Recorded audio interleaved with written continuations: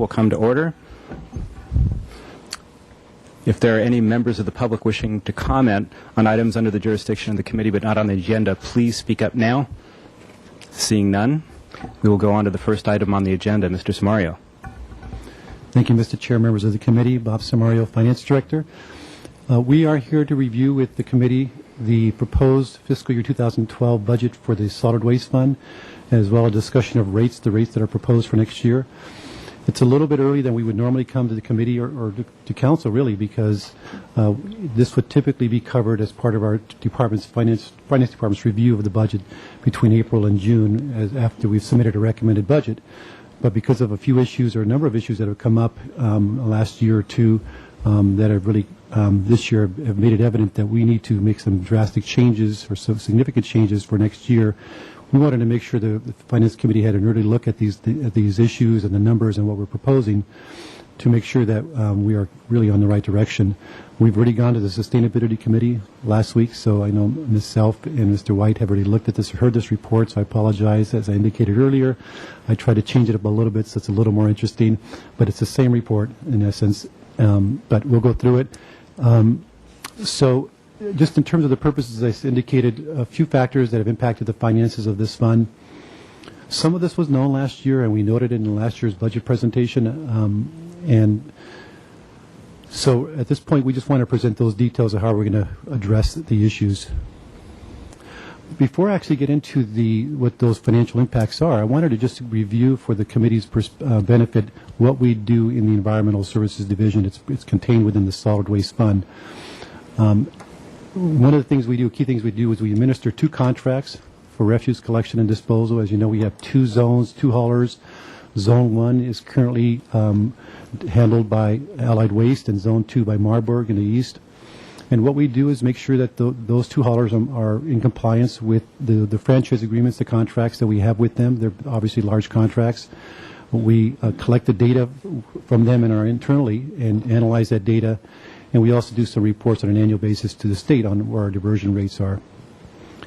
One of the key things that we're doing, and a lot of people might think that we kind of do some of this feel-good stuff, but what we're really doing is addressing a significant issue that's faced in this entire region, and that's the fact that the Higos landfill is running out of permitted capacity.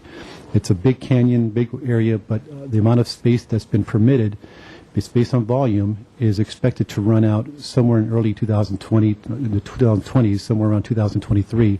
So that's really a big issue, and one of the reasons why we're looking right now at other alternatives such as conversion technologies. But that's really the pressing issue. So for us, to the extent we can mitigate how much is being buried through diversion programs, we're extending the life of the landfill, and that's really been our primary driver of why we do what we do in terms of diversion programs, recycling, and the staff that we have. So that's an important part of our mission. We also support regional efforts and projects. As you know, we're part of the multi-jurisdictional solid waste task group. We look at regional issues and we discuss those issues.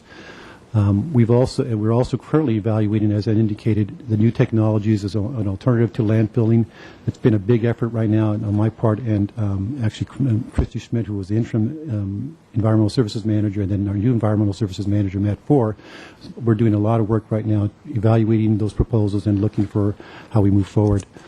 And then lastly, of course, as you know, we are moving ahead with an RFP process for Zone 1. That contract we have with Allied Waste expires in June of 2013, so we're already started that process because it is a lengthy process for us to eventually end up with a new or a new contract for Zone 1.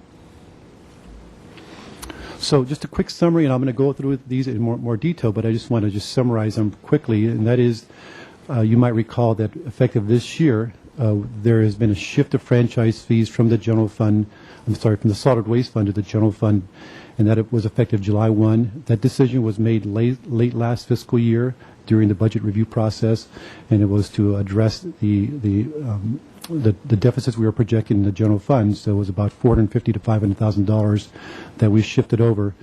We really couldn't respond to that at that time because it was late in the process. Notices had already gone out under Prop 218, which requires us to notify ratepayers whenever we're going to raise rates. So we recognized that we'd have to fund that from reserves. That was one of the impacts. We've also had a sharp decline in revenues from the sale of recyclables. Those are the things in the blue container that are collected in carts and cans, and we'll see that in a few minutes. Some new things that have come up with state mandated requirement to build and maintain a methane gas collection system at Aileen East Park. I'm sure you've heard a little bit about that, and we'll talk more about that. And then lastly, a decline in revenues in the commercial sector relative to what we call revenue neutrality provisions in their franchise agreements.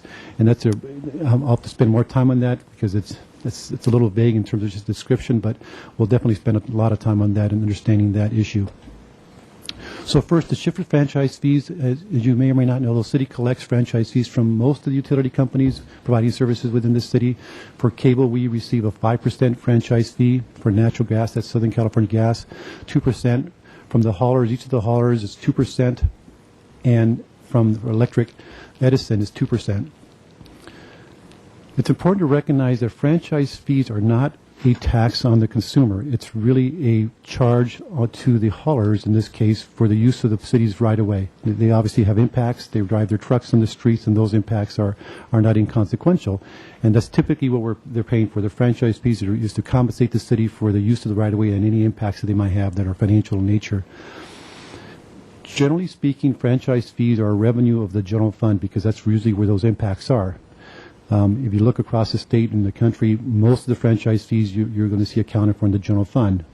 In our case, years ago when the solid waste fund was really created, the franchise fees that have been collected or started being collected were accounted for in the solid waste fund, and nobody really knows why we weren't all here, but we think it's because it was to help fund the programs that got us into compliance with AB 939, the 50% diversion requirement, and it helped us expand those programs since that time. So last year, as I said, the decision was made to shift those franchise fees to the general fund, and the impact to us was about $450,000. But the decision was also made that we would repay the general fund for the franchise fees that had been collected prior to that, and it had been about a 10-year period or 9-year period.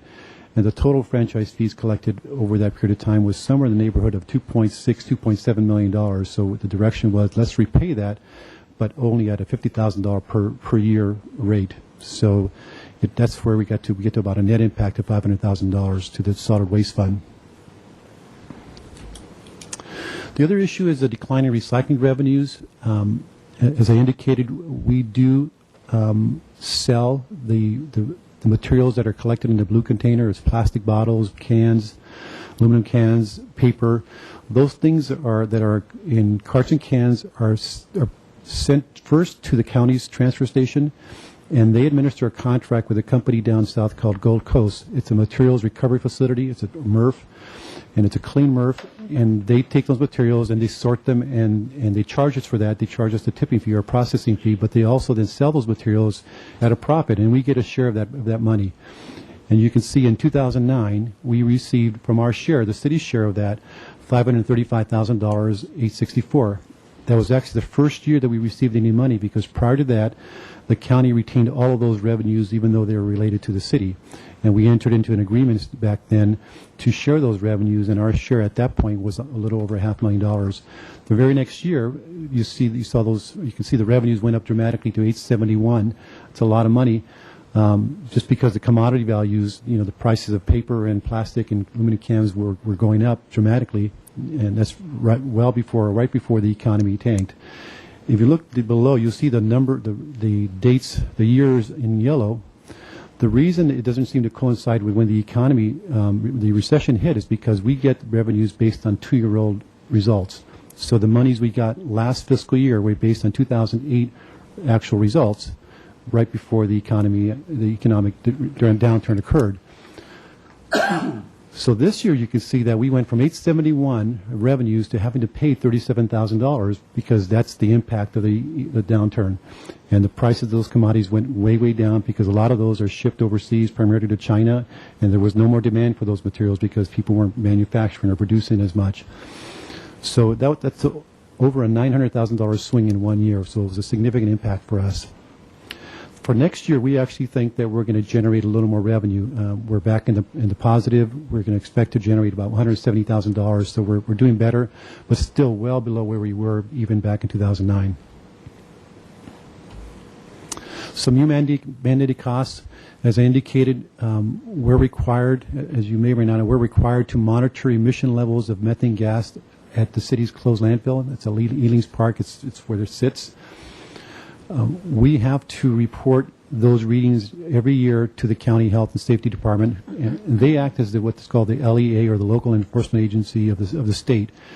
And several years ago, we did note higher readings in a couple of those wells, which required that we do something about it. And we were monitoring, but the higher readings were just were continuing. So we were eventually mandated to do something more dramatic, and that is which is what we're doing today, and that is constructing a gas collection system. It's just basically as pipes that are laid out horizontally, and they're perforated, they're underground, and they will actually capture that methane gas, and it'll be funneled into a system where it's going to then be essentially converted into CO2 through a perpetual flame. So it'll burn that methane gas, and it will convert it into CO2, which at much smaller emission levels. But that's the way we're going to have to mitigate it. It's going to cost us about over $900,000 to do so. Fortunately, we were able to secure a grant for almost half of that, $401,000. So the net impact to us was $500,000. Unfortunately, we have an ongoing requirement to maintain it, monitor it, and so forth. And it surprised me and it shocked me as to how much it is. But we've got several estimates, and we're expecting it to be somewhere around $150,000 per year for an ongoing maintenance and monitoring of that system. And then the other issue, which I kind of alluded to, was a little bit vague, and it has to do with commercial revenues. So revenues coming out of the commercial sector, businesses essentially. We did a rate study in 2009, and that rate study was to provide more incentives to the businesses to divert their materials from the trash container to other containers.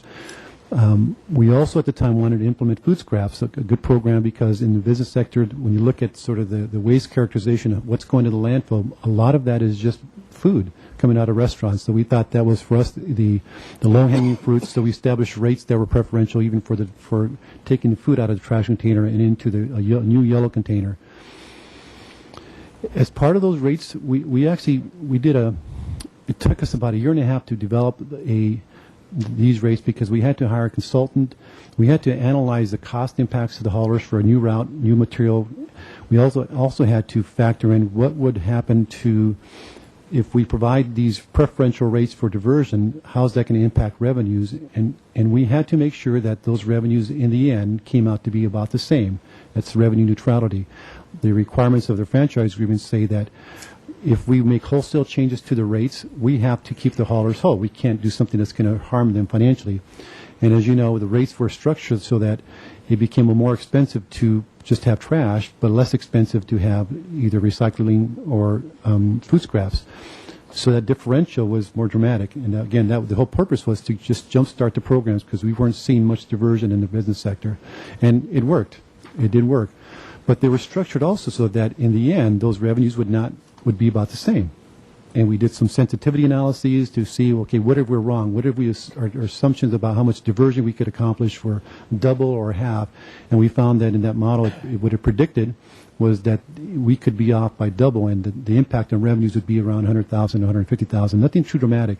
So we felt pretty comfortable that even if we were wrong, it's not going to cause any dramatic impacts to the haulers, nor would we be paying them more than we should.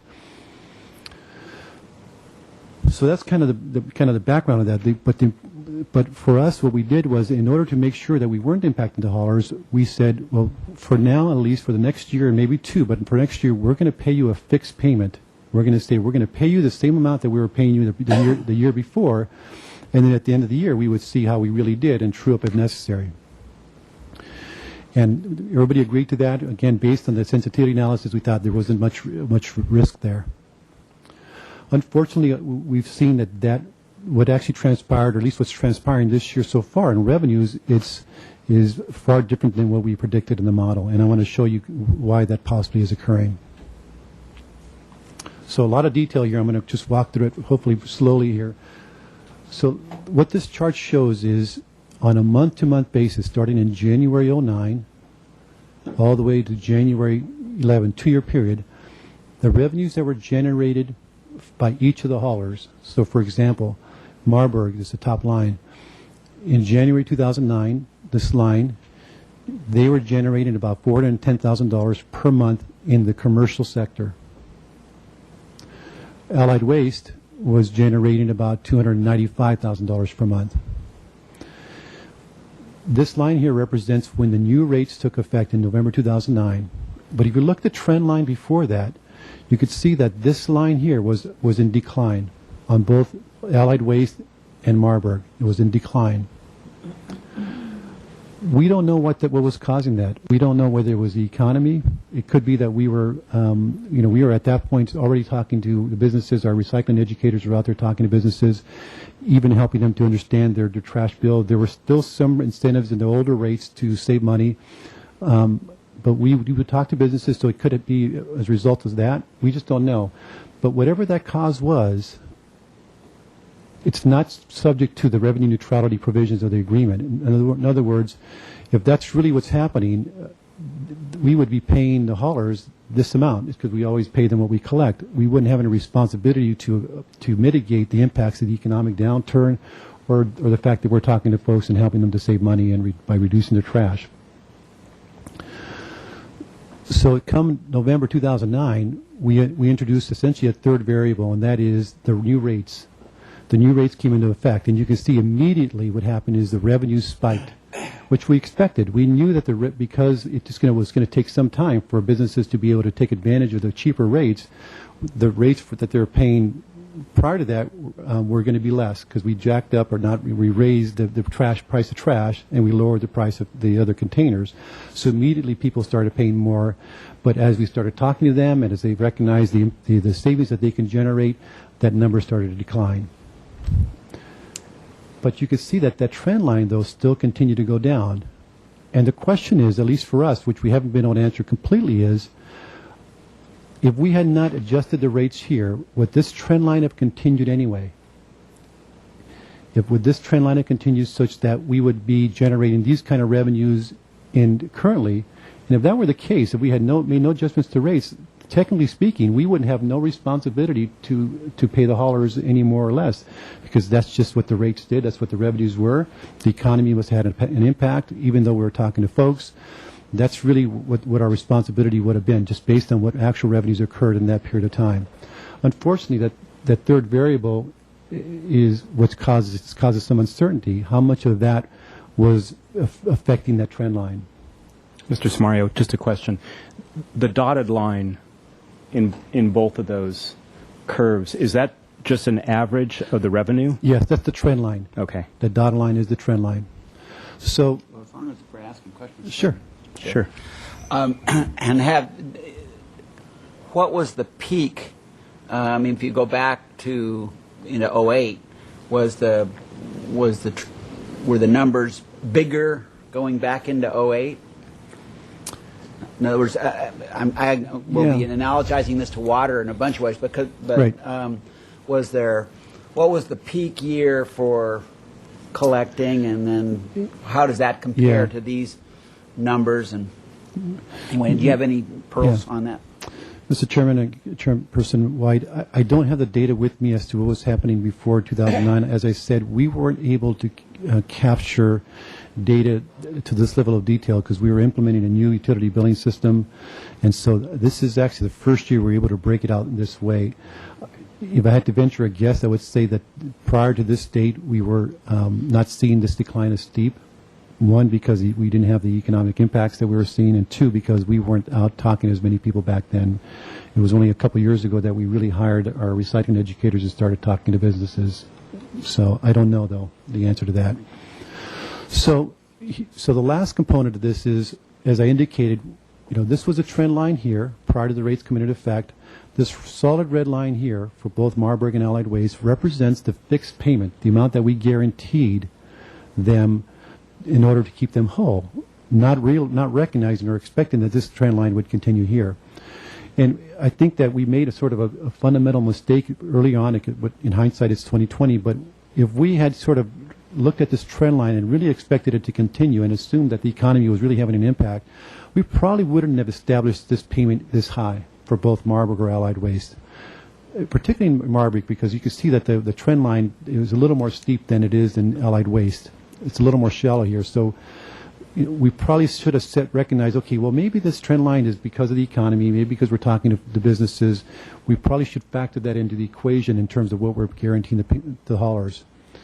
So in the end, what we're having is this big gap here. As of at least of January 2011, we have a gap between what we're paying them, which for Marburg is $381,000, and what we're collecting, and what we're paying Allied Waste at $283, and what we're collecting in their area. And that gap is about $38,700 for Marburg. On an annualized basis, it's about $465,000. And then from Allied Waste, a much smaller number, $9,700 per month, about $117,000 on an annualized basis. So in total, we are expecting this year a gap of about $581,000 between what we're paying them and what we're actually collecting through the rates. Any questions on that? I know that's a lot of stuff there, but is that relatively clear? Fellow committee members? I do. Thank you. And the rates you have a new rate structure, and then the new agreement was made with the haulers in November of 2009. Everybody came back to the table, and That is correct. And at some time previous to that, agreements were made for rates at some time previous. When was that? So I guess, let me see if I can answer it this way. Every year we adjust the rates for CPI, so that's just an ongoing thing. Okay. We adjusted these rates for the first time, differently. We did wholesale changes to the rate Right. structure. The haulers were involved in that process. When we hired a consultant, it was, like I said, a year-and-a-half process. So the haulers were involved, and their financial folks were involved, and we all agreed to the rate structure, and we all agreed that it seemed like it was going to provide for revenue neutrality. In the end, those rates were going to get us there. Nobody expected this kind of a gap. I understand. But there was some time previous when another set of rates were on the books, and there was no revenue neutrality agreement. That's right. Prior to 2009, the rates, we paid the haulers based on whatever we collected. So whatever was generated, for example, in the business sector, like if you look back here, let me get this mouse to work. So back here, this is the revenue generated, this is what we paid them. This is the revenue generated, this is what we paid Marburg. So same with Allied Waste. The revenue neutrality provision had not kicked in because we had not made wholesale changes to the rates, other than just CPI. So whatever we collected, so as I indicated, if we had not made any rates Yeah, no, changes, I get that. Okay. it would all be because of the economy or other factors that weren't related to the rates. Mrs. Self, any questions? I have a couple of questions. Okay. It seems to me that what's missing here is this shows revenue, but the data that we need to understand the cause here is the activity level, I don't know how you quantify that, whether it's number of pickups or tonnage or whatever, but I'm sure that that's information that the haulers have in detail.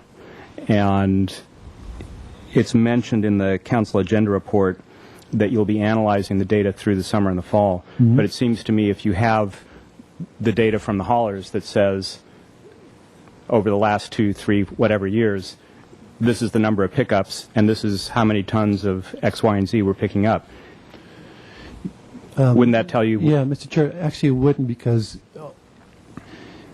the revenues are a function of the sizes of the containers, regardless of how much material is in them.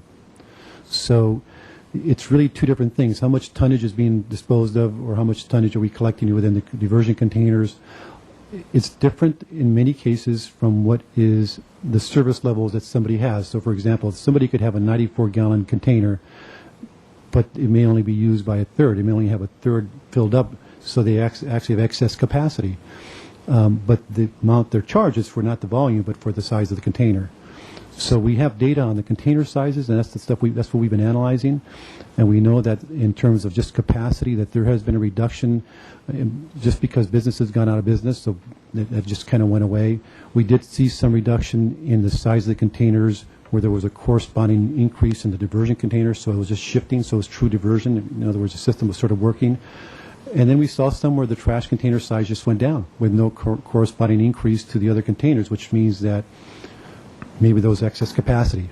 Don't know. But people were But I think because even before the rates came into effect, people were sort of doing that already, and they were obviously doing it after the rates came into effect when they had more opportunity to save money. But even if there were excess capacity, they're still being charged for that capacity. Sure, yeah, at any point until they make the change. And so we saw some of that going on even before the rates were in effect, and we saw it going on afterward. So I guess to answer the question is we're going to have to spend more time with this. We've done some data analysis. We didn't have a chance to do a lot of it because we had to kind of come up with these numbers quickly. We've shared that with the haulers. There is consensus that there are three variables at play. What we don't know is to what extent each one had impact, or to what extent each impacted the revenues. It's our contention, but we don't have true data to support that. But it suggests that what happened here and here was we know that because we went out and talked to businesses and businesses started taking advantage of the rates, that it caused this line to when it first went up to go down here. And from a financial perspective, it looks like we just got it back to a normalized level, that this trend line is really related to the economy, but not necessarily related to the rates. But we can't show that for sure. So we're going to have to spend time sooner than later then to go over the data and make sure we understand it all. We just need more time for that. Okay. I guess my point is that it seems to me that if you have all that data right now for the past 2 years or 3 years or whatever it is, that should be the focus of the analysis, that we don't need to analyze it through the summer and fall. Right. We can retrospectively look now. We can. And as I indicated, and I said in the report the fall, but we're actually going to get on that right away. Okay. Unfortunately, we don't have data prior to January 2009 at this level of detail. Okay. So we're going to have to be working with this data here and maybe draw some conclusions or make some assumptions. Okay. Good. Thank you. I do have a question. Mrs. Self. Thank you, Chair. My understanding from when we saw this at the sustainability meeting was that anecdotally the haulers said they have as much tonnage as they did before the diversion. And I think this goes to Mr. Francisco's question. Do we have the tonnage, since we're paying tipping fees per ton? That should match up, right? Mr. Chair, Chairperson Stelp, I think we have some of that data. We're not sure if that's an accurate statement, but if that were true, if the tonnage were the same, we know that there was a reduction in revenues, therefore a reduction in the size, the capacity, if you will. So to me, what that means is that there was excess capacity. I mean, if the tonnage is the same and people started reducing their container size, they were doing that just to right size, not because they had less trash. And, Right. and that's not a function of rates necessarily. That's just a function of right sizing your service levels. But Matt, did we do any research on that question about the actual tonnage change, or was it really the same or not? We're doing that now. I mean, I don't quite have answers for you. What we did see were reductions in overall capacity of refuse. We saw about an 8% reduction in refuse with an associated increase in recycling, and then we saw 5% of the trash just go away. So that we do know. We saw those trends matching up the haulers data with what we saw. That's the merge that we're doing now. Thank you. Okay. Okay. So in light of the fact of this uncertainty as to what's really causing this gap, both Marburg and Allied Waste have each agreed to a concession. They agreed to reduce the amount of money that we're paying them on a fixed basis by a combined total of $300,000, and what they each paid was proportionate to their gap. It represents about 52% of their respective gaps. So if our gap was 581, that we're getting more than half of that through a concession, at least for next year.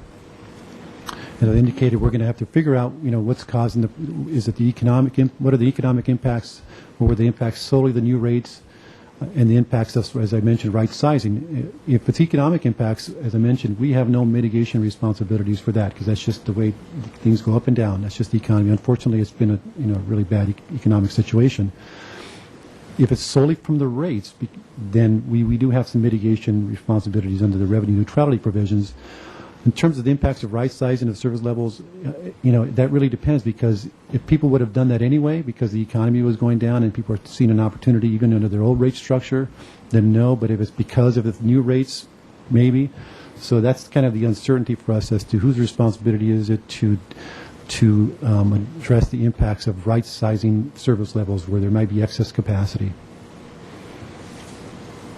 So again, our goal is to solve this problem sooner rather than later, and we definitely expect for the second year of the Tier Financial Plan 2013 that we will have solved this.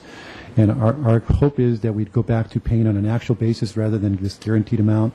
For 2013, that gap between what we would pay them on an actual basis and what the guaranteed is, at least for now, is about $300,000. So it's not a big gap, and it's pretty close to what they've agreed to this next year for in terms of a concession. So again, our goal is to go back to an actual basis in the following year, so we're not having to deal with this potential gap. We're just paying them whatever we collect. So in order to address, at least in part, some of these impacts that I've just described, we have made some reductions to staffing to try to reduce our costs. We did a reorganization that ultimately will be leading to this year a reduction of 1.5 FTEs. We'll be eliminating a code enforcement officer and reducing a full-time recycling educator to a part-time position. We've also reduced the allocation of Ms. Schmidt from 50% to 20%. And in reality, what we're doing is we're taking her completely off of the charge to the solid waste fund, but we're having her on a separate charge part of her time for leading the RFP process. She's going to be leading that project, so we thought it was appropriate to charge that to the solid waste fund.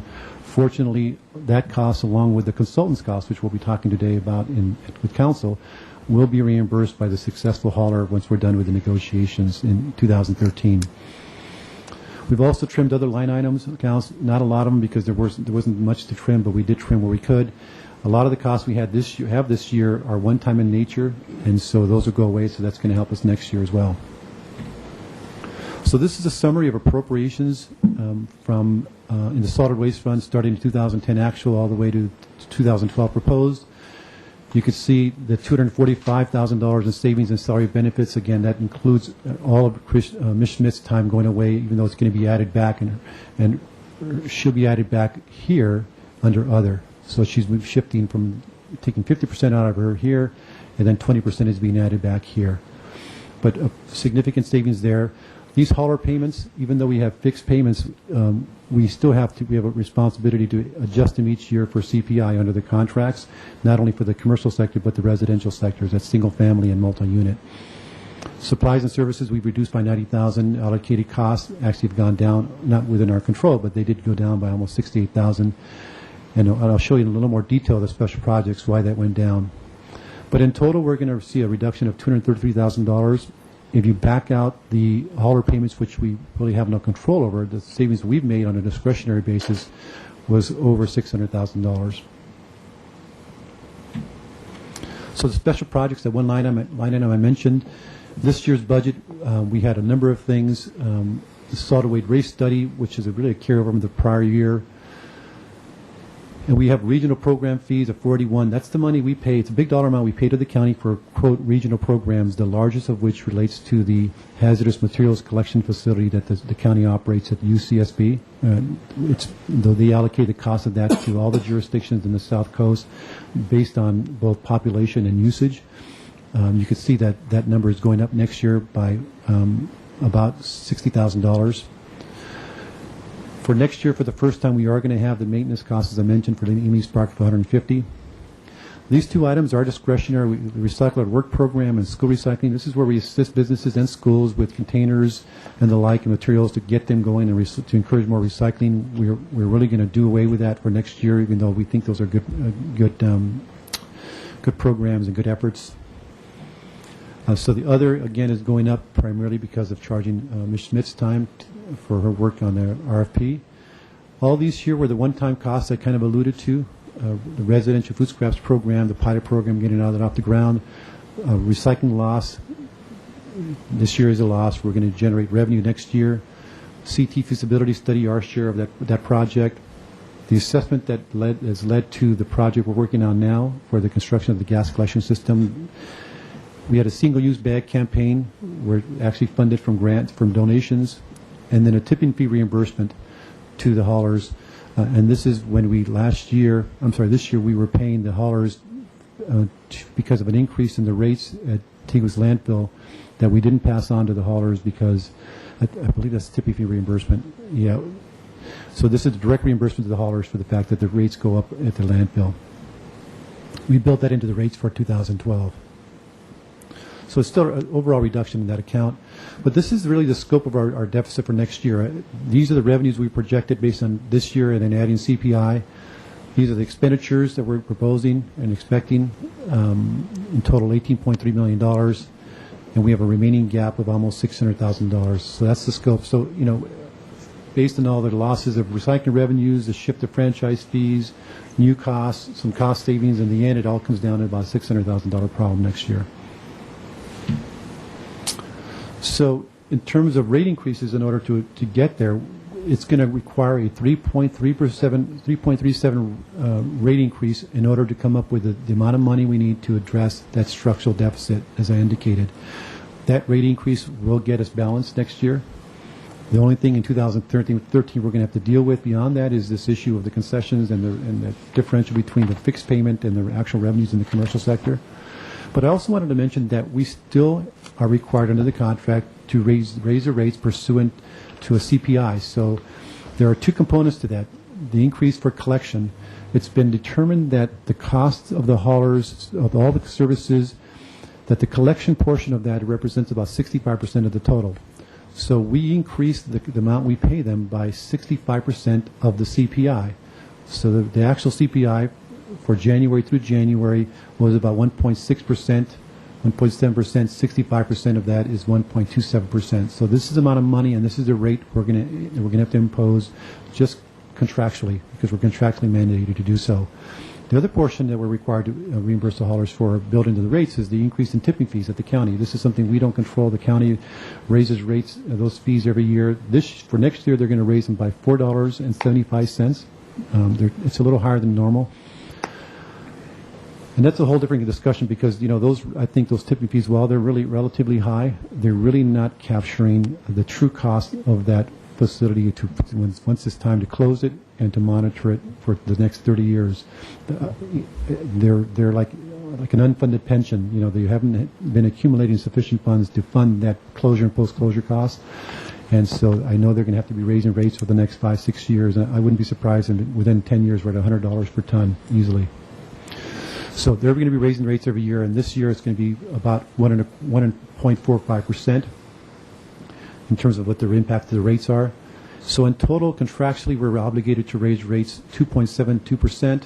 When we add it to what we need in order to address the structural deficit, the rates will have to go up by 6.09%. I wanted to show you kind of some examples of what that means to the ratepayers in terms of their actual bills. So the first row here is for basic residential service. That's the lowest you can get, 32 gallons of trash and 32 gallons of green waste, and up to 96 gallons of recyclables, which is actually free. So currently they would be paying $26.83. Next year, if based on a 6.09% rate increase, they would be paying $28.46. That's an overall increase of $1.63. Of that, the portion that we are contractually obligated to do is 73 cents. The remaining 90 cents is to address the structural deficit. And you can see how it is in somebody, multi-unit residential, small customer, small service level, sort of comparable numbers. If you go all the way to the bottom, you can see one of our larger business. This is business, one of the larger ratepayers currently would be paying $329. On the new rates, $349. So a $20 increase, of which almost half relates to the CPI. The rest is for the 3.37% to address the structural problem. So just some concluding comments. Of the total 6.09 rate increase, 1.45 relates to increases in tipping fees implemented by the county, and we're required to reimburse the haulers for that. 1.27 relates to the contractually mandated rate increase for the franchise agreements for the collection portion. 0.84% will cover the mandated costs from the state to monitor and maintain the gas collection system. And then the balance of 2.53 is going to address the remaining deficit. So with that, I'd be happy to answer any questions, any additional questions. Mr. White? Thank you. On that front, the big dislocation that occurred in the last couple of years is in the commercial sector, but the funding of that dislocation is being spread out over, is proposed to being spread throughout to all the residential folks. Is that right? That is correct. And, you know, there are a number of factors that have led us to have a deficit of about $600,000, one of which is this issue related to the commercial sector. But there are other issues as well. Again, the decline in recycling revenues, the shift of franchise fees, the additional costs for maintaining the system at Eanings Park.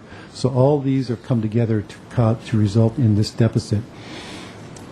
At this point, we have not determined or felt that we needed to isolate just the one piece related to the commercial sector issue and say we're going to build that on a rating and have the business sector pay for those rates.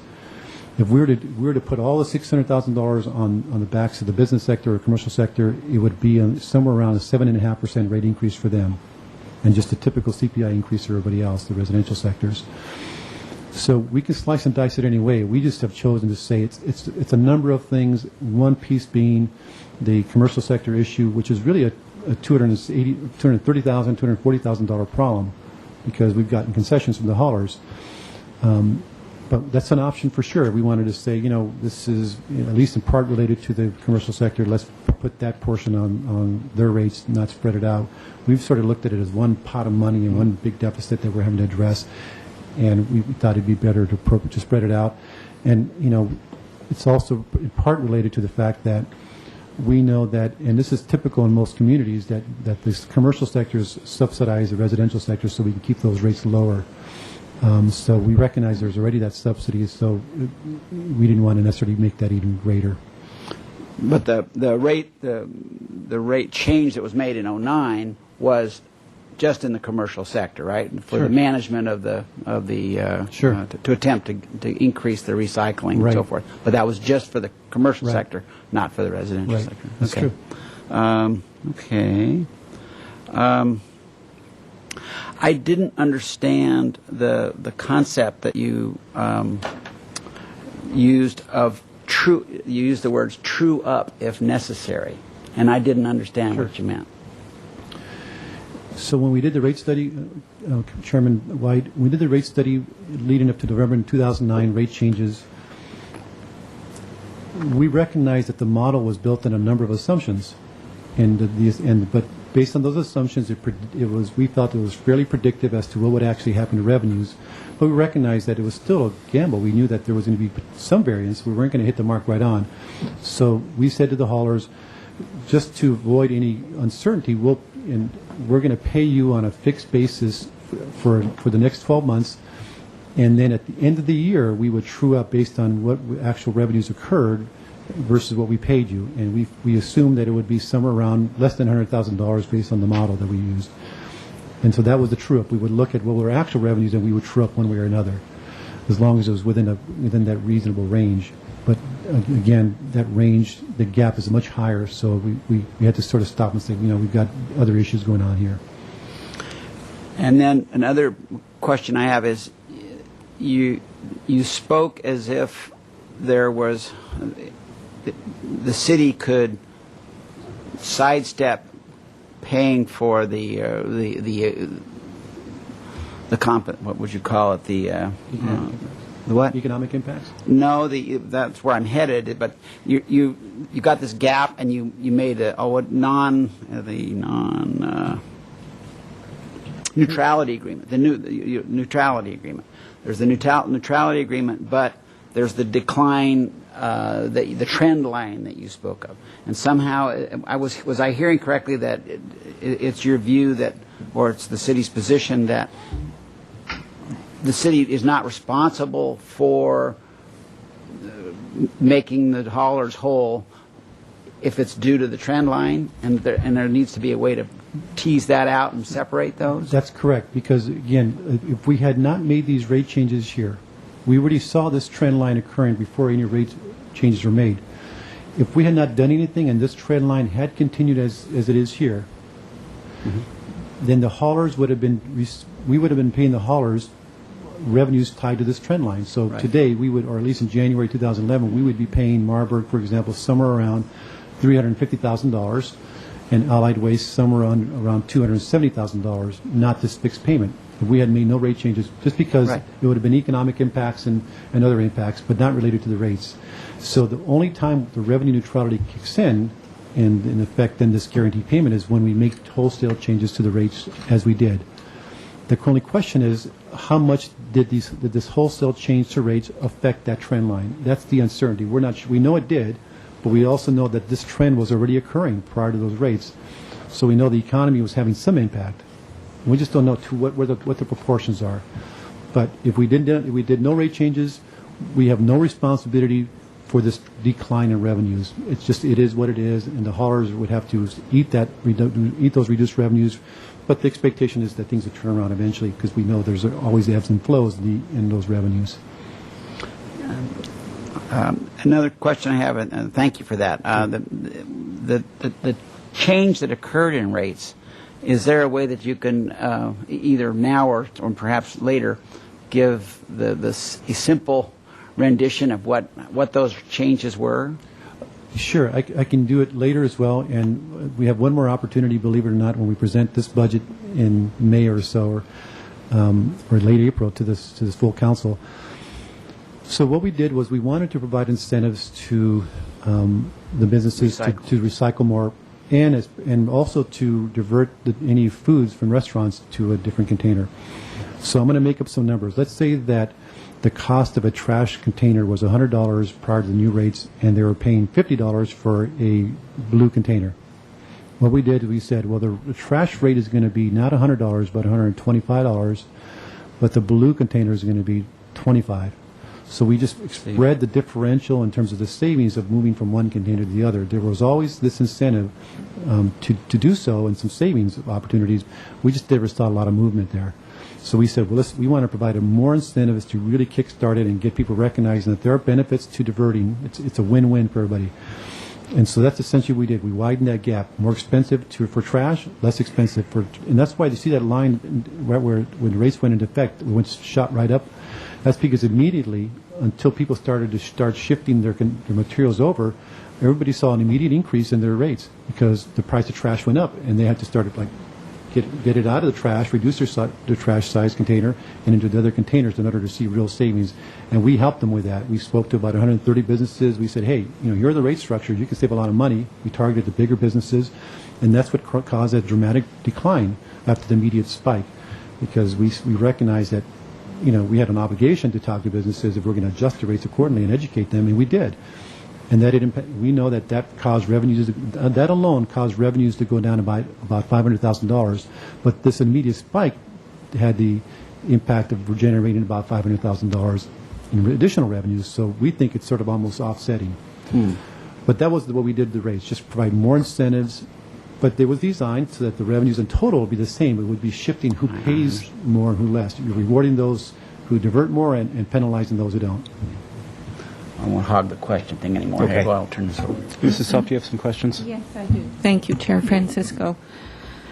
Right now, a customer is paying per barrel the additional, for the tipping fee and for the CPI increases. He pays that even if he has an empty barrel. Sure. Right. And so the haulers, I'm assuming, are paying the tipping fee? The haulers They're pay it, billed by the county. but they're reimbursed. They pay the county, but we reimburse them for their actual tipping fee costs, and we build those into the rates. So we know what the tonnage is, we know what the rates are at Tehiguas, and so we build that into the rates. So they're essentially reimbursed for what they pay at the gate. All right. So it's sort of overcharging the customer, because if if we're assuming each barrel has, say the city barrels are a ton, but because of people not filling their barrels, maybe it's only half a ton. Am I making get, sense? but let me just maybe add some clarification to that. It depends on what barrel you're talking about, because if it was I'm just assuming in general. But again, blue containers are that you can get 96 gallons for free. So if it's empty, they're not charged for that anymore. But that's not tipped, right? Well, That they- doesn't go into the but there's some- recycling? Does that pay a tipping fee also? Yeah, In fact, this year we're having to pay to process those recyclables To in blue containers. process. But Normally, we it's- expect to generate savings from that or revenues from that. But if they have, I'm not sure how they could have an empty trash container. But if they have an empty trash container, then they should be. I'm not sure why, but if let's say they only had 32 gallons worth of trash and they have a 64 or 95 gallon container, they can lower the size of that and save money based on how much volume they really have, and they are paying for the disposal in a direct way through the rates. So that's built into it. But again, most people have trash, and so they're going to be paying for the volume that they generate, assuming that they adjust their container size to actual volumes. A lot of homeowners, excuse me, don't have that capacity. I think about 51% of our homeowners have one barrel. Mm-hmm. And so they're paying for one barrel if it's half full or full. Right, and you're right. And currently, the minimum or the smallest container we have in the residential sector is 32 gallons. It's pretty unusual for us to see customers who have less than that, but it's possible. And that's something I think we'll be looking at as we negotiate a new contract to see, are there different ways to handle that. Maybe we could come up with smaller 20-gallon containers. I don't know, but currently that's what we have: 32-gallon containers, and it's possible, but I don't think it's common. Well, something I'd like to know, as you're analyzing this information, we're charging our customers X amount of tipping fee. How much did we actually pay as a tipping fee? Yeah, it's a good question. Again, we know how much trash is actually buried at the landfill. We get that data. Right. So we currently, from the city's franchise haulers, we are disposing somewhere around 55,000 tons a year. How much are we charging for it, though? And so we're charging for that $55,000 or 1,000 tons times the tipping fee rate, which is currently $70 roughly per ton. So if you do the math, it's somewhere around $300 and some thousand is how much is being paid. City, $3.5 million. Is that right? Yeah. I think I wasn't clear. Yeah, and I'm not sure I'm doing the math right, but 55,000 tons is being disposed of from the city as a whole, all customers. Right. And so we are reimbursing the haulers for the cost of that, the tipping Well, fee. I'll meet with you privately to try to wrestle Okay. this one to the ground so my brain is content with the answer. And then the solid waste assessment, was that for the consultant to help us? That was in one of the one-time fees? Yes. You mentioned... Yes, that was the consultant we hired to evaluate our options at Elings Park to see how we can mitigate the higher emissions that were allowable. Okay. And then that 500,000, a little more, for the construction of this gas removal thing. Well, we got a grant for 400. That's a one-time fee, too. That is. But then it's figured in here as an ongoing rate increase, as if that 500,000 No, was actually, ongoing? it isn't. It's a one-time cost. What's ongoing and will be factored in the rates is the maintenance requirements of that system. So once it's built, and you're right, it's around $900,000 minus the grant of 400. So the net cost to us, which we're funding out of reserves, is about $500,000. Okay, so that's out of reserves. Yeah, That's not but figured the in ongoing here. portion is we're going to have to come up with a way to finance Right, that. the repayment of the franchise fee and Right. All so of that. $200,000 a year ongoing. For the system is $150,000 per year is our estimate. Right, and then 50 to repay back the franchise fee. 50,000, right. Okay. And then this is a little off topic, but we have our utility tax, which is 4%, right? 6%. Our utility tax? Utility users tax is 6%, half which goes to the general fund and half goes to the streets fund. Right, and then we're also charging another 2% on, looks like just about everybody but Verizon that also goes for their use of the streets was Right. what this 2% is. Yeah, all the utilities pay a franchise fee. It's just, it's different depending on who it is. But you're right, the franchise fees that the haulers are paying, it's not on the ratepayers, it's on the haulers. Right. It's 2%. Well, they build it in. They don't pay it, we pay it. And I guess, I know that's off topic, but it seems like, this one is for streets and then that one's for streets and, anyway, we'll wrestle that one later. Thank you. Sure. Okay, Mr. Samario, I have a few questions for you. Okay. But I don't need detailed answers. My point, rather, is to make sure that by the time this report comes to council, that these things are addressed. Sure. The topic of gas collection at Elings Park, that's something we've known about for a long time and had put money aside for, correct? We had, not specifically, but we had reserves that we sort of knew we were going to have to sort of set aside that we would have for this project. We wouldn't know what it was going to cost. But yeah, I guess indirectly, yes, we did put money aside for that project. Okay. So it'd be good to make it clear, has anything changed recently that was different from our earlier assumptions? Right. The recycling fees that we received from the county, those only started in fiscal 2009, correct? 2009, that's right. So it seems to me that rather than looking at the recent decline, which we know about 2 years in advance because of how they make those payments, rather than viewing that as a loss, it's actually a huge gain. If you look at the net effect of the recycling fees over the last years, it's actually a huge increase to the system, is how it appears to me.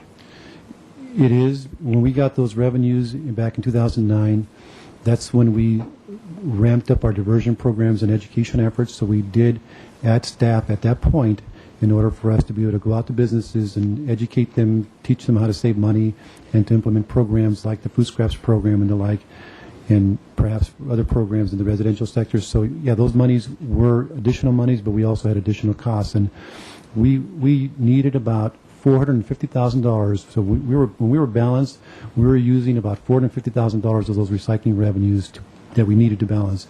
So when we got the 871 in 2010, that was additional monies. And our goal was eventually to build those up and to use those to offset rates in the future, so we wouldn't have to raise rates. We could still pay do the CPI adjustments to the haulers, but we wouldn't have to raise rates to the ratepayers by the same amount because we had extra money. And that was the goal, to use those additional recycling revenues for future offsets to the ratepayers.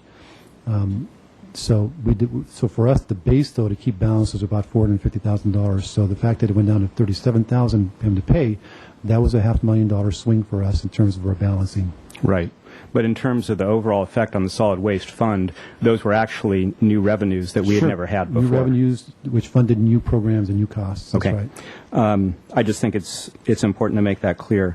And we talked about getting better data showing what the haulers have actually been picking up over the last 2 years and comparing that to revenue, because I think one of the fundamental issues here is, were the reductions in charges to the businesses, the reductions in charges for both the recycling and the food scraps, were those reductions too great? Is that the cause, is that the primary cause of the revenue shortfall? And that's, I think that will be the most important question before council. That's a good question. We're going to have to, again, that's definitely a variable, a factor. We just don't know what that impact is. It's possible that the differential we created was too great. The model that we created or used or developed, again, adjusted the rates in order to keep still the numbers the same. And the reason for that is because, again, we were raising the rates in the trash containers, as I said. So we knew that for those who didn't participate in the program or who weren't motivated to divert more of the materials, they were going to be paying more, and we were going to be generating more revenues, which would essentially fund the savings that we were providing to those who did participate. But in the end, it was supposed to be the same. So is it possible that that differential was too great? I think what's possible is that the model was built on assumptions that weren't valid. And so maybe the model wasn't truly accurately predicting what was going to transpire. So definitely a factor, could be a big factor. I just don't know how much of that it is. So that's what we're going to have to figure out. Great. But I agree with that's a valid statement. So we'll hear about that in April then. Hopefully in April, I'm not sure. We'll see. Okay. Yeah. All right. Very good. Well, I have a few more picky detailed questions, but I think we can handle those offline in the interest of our getting over to council chambers in a dignified fashion. Can we have 3 minutes and then Sure, that'll be it? of course. I just wanted to show you a survey, some data that was compiled by Matt, and it's comparing our rates to other jurisdictions. And this is not everybody, but only those that we could get. And I'm going to actually have Matt just really quickly Sure. go through it. And one thing I'll just note is that, just in the broad sense, the rates that we have in the residential sector are actually are higher, one of the highest, at least in the general area. But in the commercial sector, it's just the opposite. And there could be a lot of reasons for that. But I'll have Matt Sure. start, and I'll jump in if I need to. We just looked at 3 representative service levels for both residential and commercial in comparison to, how does the city compare with actual rates that would be set in fiscal year 12 based upon the increase that's proposed versus other zones in the unincorporated area of Goleta Incorporated and also the city of Buellton. So what we found, for the city of Santa Barbara in the first column there, we know our actual rates that would be proposed, which for the 32-gallon, and this would assume trash, recycling, and green waste. And the trick for us was to, some jurisdictions, all those services are inclusive in the trash rate. Others, they're subscriptions. So these are comparing apples to apples. And so what we would, for example, with the 32-gallon trash capacity, ours would be $28.46. We know that. For all of the other, the low is the city of Buellton at $20, and then the others range in between. For fiscal year 12, for the other jurisdictions, the assumption that's built into this is a 3% increase, just a standard CPI increase. Same with commercial. Again, green waste is typically not a subscription or very commonly employed by the commercial sector. So we're looking at 1.5 cubic yard trash and 1.5 cubic yard recycling, 2 and 2 and 3 and 3 in the commercial sector. And what we find is that the city's rates in fiscal year 12, even with the increase, were still the lowest of the other jurisdictions surveyed. Now, this doesn't account for all of the jurisdictions. We're still getting the data. And the other caveat is that, as you're aware, the unincorporated county has 3 of its 5 zones out to bid now. The rates that are coming from that procurement are not released yet. So what we've presented here is fiscal year 11 as we know it, and then we built in the 3% CPI. Those columns could very well change. But what just to summarize and conclude, our residential rates remain competitive. Buellton is somewhat of the outlier. We'd have to look at the service package and what's all included, and our business rates remain the lowest of the other jurisdictions surveyed. Okay. Thank you. Sure. Anything more, Mr. Samario? No, that's it. Just one quick Sure. Mrs. South. I notice you don't have the 4-yard trash in the commercial, do you? We don't. We were looking at, I guess, from what we see, the more common sizes. I could get you that, but we're No, trying to that's find okay. I we're was trying to just- find services that would cut across all the jurisdictions. Thank you. One more little question. Sure, Mr. White. Do any jurisdictions, and maybe our Sure. specialist and maybe our other members of the trash community would have information on this. Does anybody charge a membership fee? And I'll use again the analogy that I go back to is water, where what we are seeing here just dials right into our block rate structure with water. This is a cousin of that, and managing demand by manipulating rates and getting the desired result. But in water, one also pays every month X dollars steady just for the privilege of having the service.